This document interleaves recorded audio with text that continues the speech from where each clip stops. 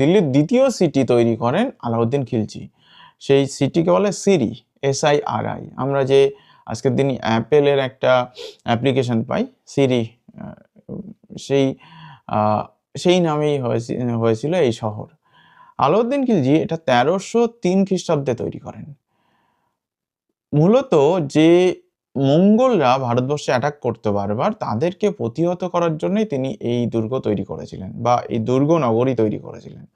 এই সিরি নগরীর মধ্যে কি আছে? হাজার সিটাটান অর্থাৎ প্যালেস অফ 1000 পিলার্স এমন একটি প্যালেস ছিল। এছাড়া হাউস এ আলাই বা যেটাকে বলা যেতে পারে হাউস এ খাস লেক। আজকের দিনে আমরা যারা দিল্লিতে যাই তারা অনেকেই কিন্তু এই জায়গাটা দেখি না। অপূর্ব সুন্দর একটা জায়গা এবং এর মধ্যেই আছে একটি টম্ব আছে, ফিরোজ শাহ তুগলকের টম্ব আছে এই কমপ্লেক্সের মধ্যে। এছাড়া আছে আলাই দারওয়াজা।